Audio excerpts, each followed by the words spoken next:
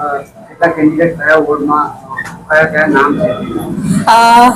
જય ભીમ, જય મીમ, જય ભારત સાથે આપ સૌને જણાવું છું, ઓલ ઇન્ડિયા મજલિસે ઇત્तेहादुल मुस्लिमीन તરફથી વોર્ડ નંબર 1 માંથી 4, વોર્ડ નંબર 6 માંથી 3, વોર્ડ નંબર 7 માંથી 4, વોર્ડ નંબર 8 માંથી 2, વોર્ડ નંબર 10 માંથી 2, વોર્ડ નંબર 14 માંથી 2, વોર્ડ નંબર 15 માંથી 2 અને વોર્ડ નંબર 18 માંથી 1, આમ કુલ 20 ઉમેદવારોને ઓલ ઇન્ડિયા મજલિસે ઇત્तेहादुल मुस्लिमीन તરફથી ચૂંટણીમાં ઉભા કરવામાં આવ્યા છે,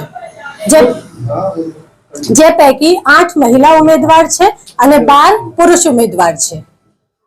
શું લક્ષ્ય લઈને ઉમેદવારો જવાના છે? શું લક્ષ્ય એક જ છે કે જે રીતે નીચલા વર્ગ તરફ સરકારનો જે દબાણ આવી રહ્યો છે, જે ગરીબો પર અત્યાચાર થઈ રહ્યા છે, ખાલી સામાજિક અત્યાચાર નહીં પણ આર્થિક રીતે જે રીતે ઇન્ફ્લેશનના કારણે ગરીબો પરેશાન આવી ગયા છે, આ સરકાર તરફથી જે ભાવ વધારો થઈ રહ્યો છે, જે દરેક વસ્તુમાં એક વસ્તુના તમને ચૂંટણીના ફોર્મ 2021ના જ્યારે ચૂંટણીના ફોર્મ ભરાયા હતા ત્યારે શૌચાલયની સ્લીપ આ મ્યુનિસિપલ કોર્પોરેશને 100 રૂપિયામાં ઇસ્યુ કરી હતી, જે આ વખતે 2026ની ચૂંટણીમાં 300 રૂપિયામાં ઇસ્યુ કરી છે।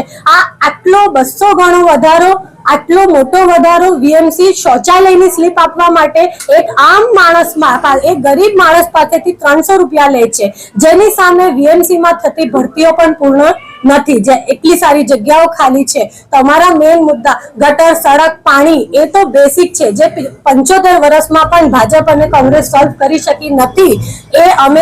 એ મુદ્દાઓ તો છે જ, એની સાથે સારું સ્વાસ્થ્ય, સારી શિક્ષા, સારું સમાજ, સારી આર્થિક સુવિધા, એ બધું અમારું એક લક્ષ્ય છે, જેમાં અમે સર્વાંગીક વિકાસ ઉપર કામ કરીશું। 19 વોટ છે પરંતુ ઓછા જ વોટમાંથી તમારા કેન્ડિડેટ ઉભા કરવામાં શું થાય? અમારું એવું છે, ક્વોન્ટિટી કરતા વી બિલીવ ઇન ક્વોલિટી।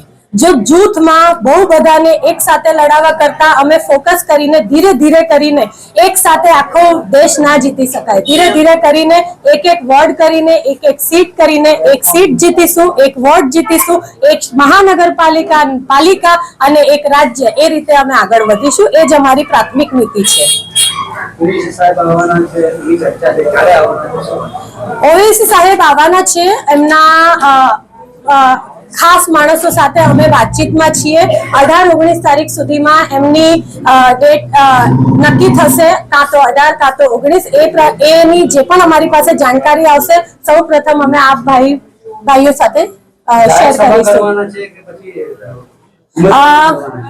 જાહેર સભા થશે, કારણ કે એમનું જે વિઝન છે, એ જે લક્ષ્ય લઈને ભારતમાં ચાલી રહ્યા છે, we are the democratic nation and we believe in the democracy. અહીં કોઈ મુસ્લિમ પાર્ટી નથી, કોઈ માઇનોરિટી પાર્ટી નથી, અહીં અમે બધા ગરીબોના કલ્યાણ માટે આગળ આવ્યા છે અને એ જ મુદ્દા સાથે ઓવેસી સાહેબ અમારી જંગી જનસભા કરશે।